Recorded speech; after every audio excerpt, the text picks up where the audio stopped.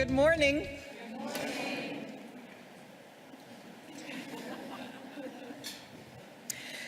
I'd like you to meet Sylvie because everyone has a story, and this is part of her story. Sylvie and girls like her are growing up in a highlands community. It's a traditional village life. As a young girl of 18, she's expected to help with chores in the household. It's part of her job to make sure that the younger kids are ready for school in the morning. She fetches firewood and water and brings that home. Thank you so much. I appreciate it. And Sylvie is also expected to be obedient. She's expected to contribute, and she's expected to find a life mate and get married. Her own education is not complete, and it's not going to be in the next couple of years because Sylvie is caught up in conflict, which has led to famine in her region. And girls like her, whom I met in Kigoma in Tanzania when I served as UNFPA representative there up until last year, are devoid of educational prospects because they're internally displaced.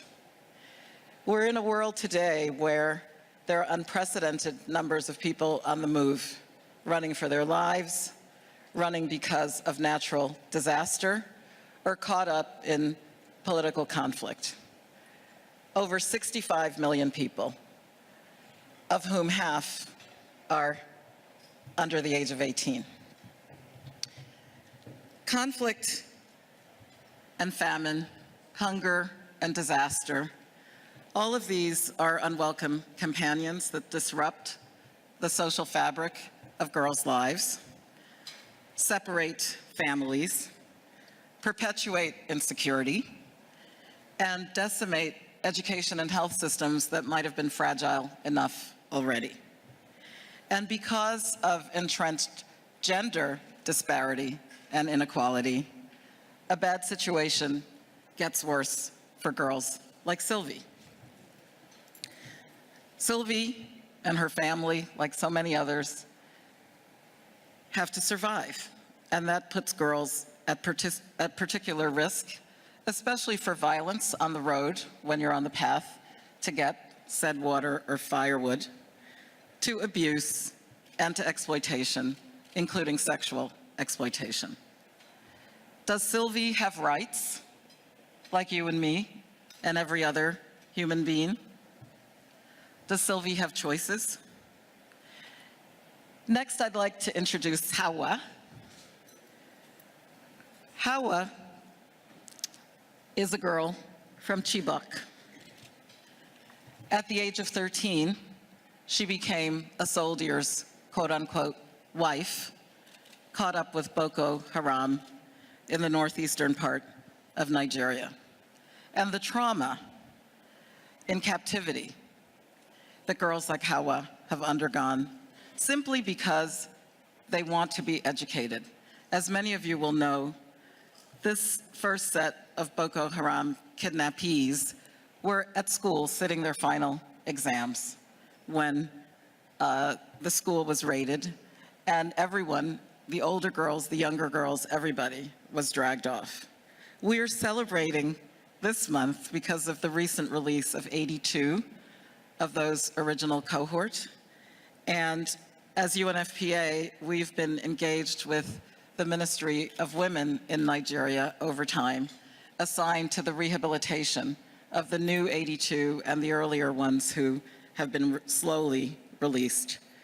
With emergency teams on standby, with psychosocial counseling, with health professionals to assist the girls, some of whom have gotten pregnant, as Hawa had, in the bush, no antenatal care, obviously.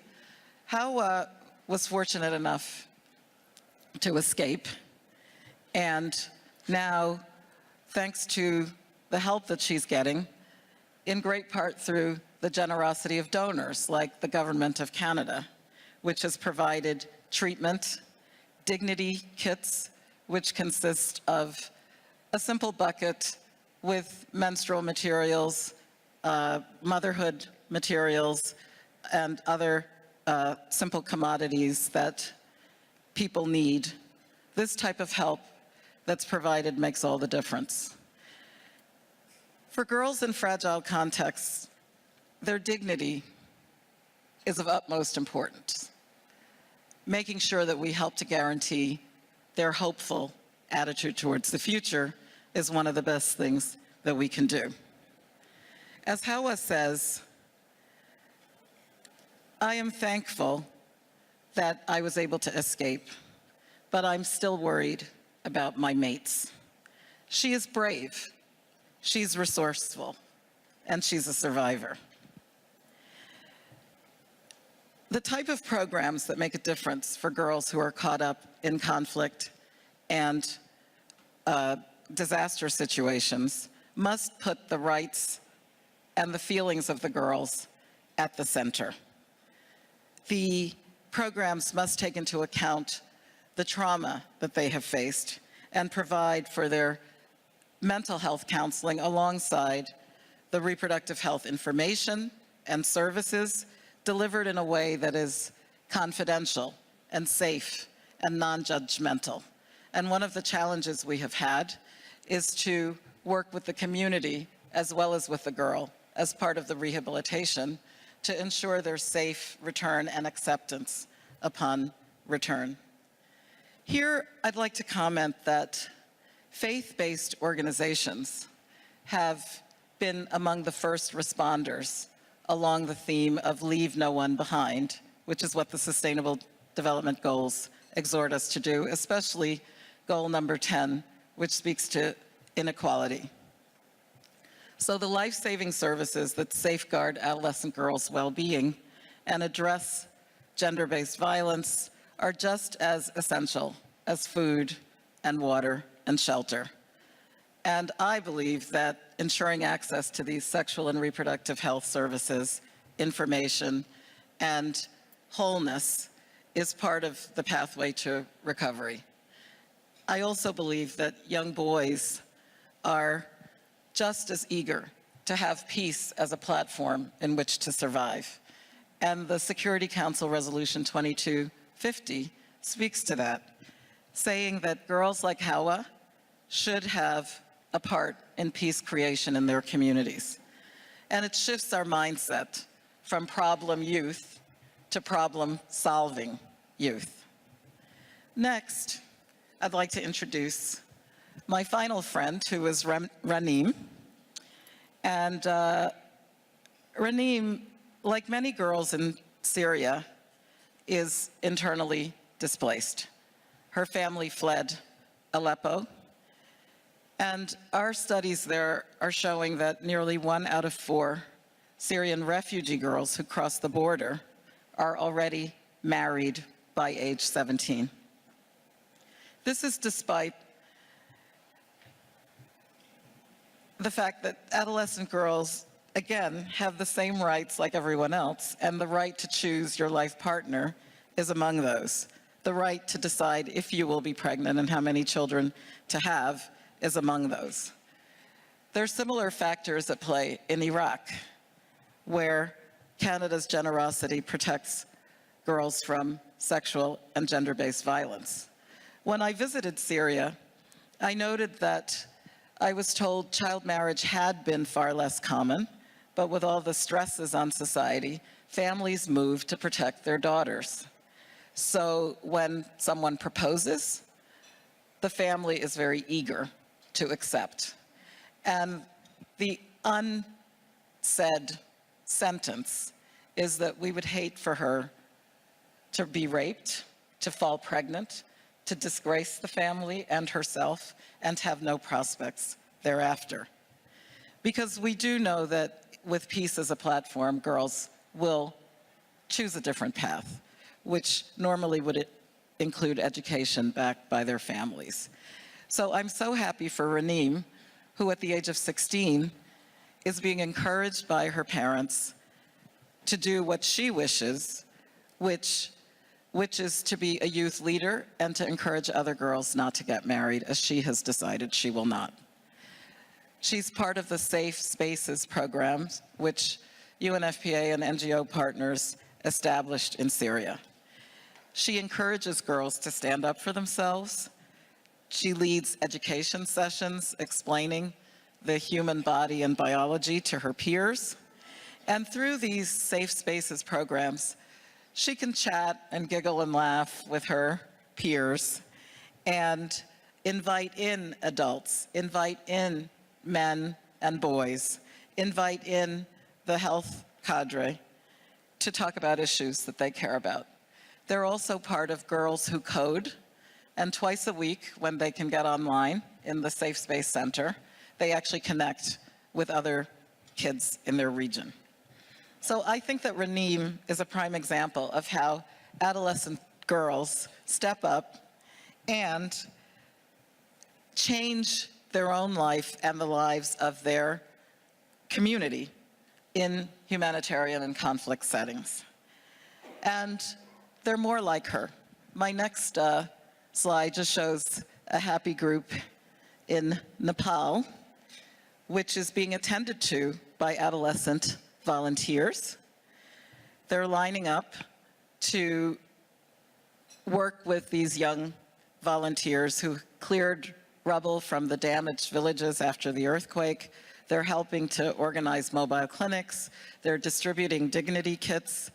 And they're also providing emotional and logistical support and teaching life skills to their peers, preparing for what lies ahead. Next, because in times of crisis, life doesn't pause. There is no time to lose with these unprecedented numbers of displaced, with 1 in 3 women worldwide having experienced violence at some point in their lives. And there are things that we can do. There are things that you are already doing to preserve hope and dignity, whether in calm or calamity. As an immigrant myself, I know the value of encouragement and kindness. I figure other kids will be able to work through whatever their challenges and dilemmas may be with our kindness and our encouragement. So I'd just like to recap by saying that life in refugee camps and communities is a life.